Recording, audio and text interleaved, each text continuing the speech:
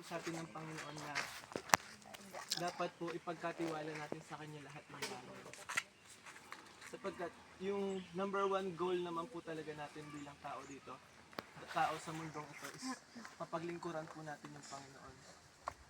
Sinabi po na maraming beses sa Biblia na yung goal natin is ma-worship si Lord through our living yung pamumuhay natin sa mundo. So hindi po dapat tayo, ayun, paalala po ito na hindi po dapat tayo ma-anxious sa mga bagay, though normal po na mag-alala tayo sa future natin,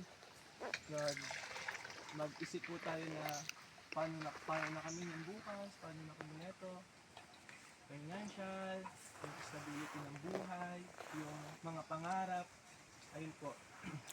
Kami po mga estudyante, tayo po mga estudyante, madalas po talaga, ayun po yung nasa isip namin, especially po yung mga medyo 20 plus na, darating yung point na, sa amin na, paano kami makakatulong sa mga magulang namin, yung mga parents naman po na nagpapaaral, dumarating po kayo sa point na, saan kukuha ng pambaon, saan kukuha ng pang-sustain sa pamilya.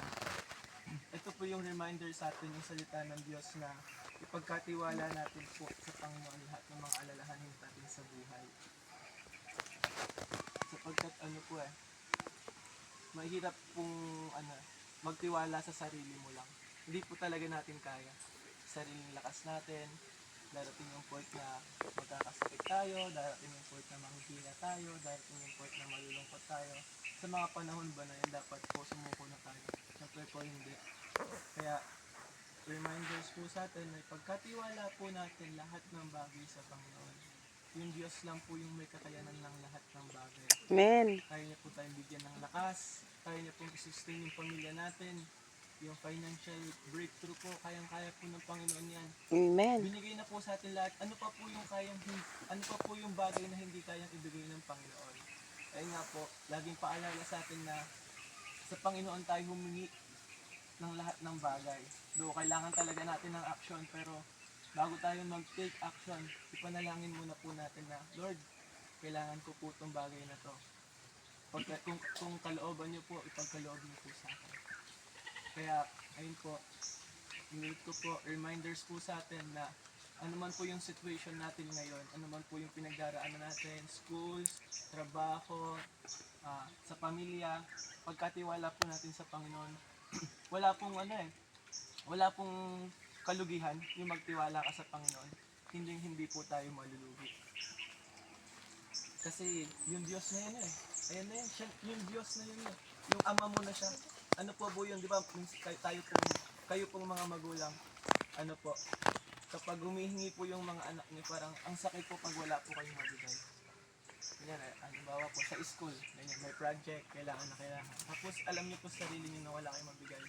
Medyo masakit po. Pero yung Diyos po, nasa Kanya na po lahat. Kaya yung ipanalangin po natin sa Kanya yung mga pangangailangan natin. Sapagkat kung will niya po yung bagay na yun, bibigay po ng Panginoon yun sa atin.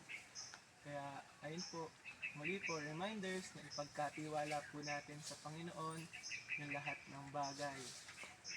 Yung mga alalahanin po natin sa buhay. Maganda pong simulan yung pagtitiwala natin sa Panginoon sa pagising natin. Maging grateful po tayo sa buhay na binigay niya.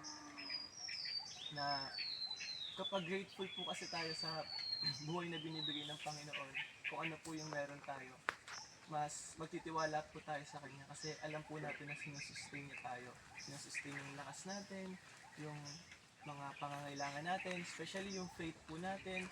Panalangin po natin sa Panginoon na i-sustain niya po yun. At panalangin po natin na, Lord, bigyan niyo po kami ng trust po sa inyo. Kasi sa Lord din po manggagaling yung pagtitiwala natin sa Kanya.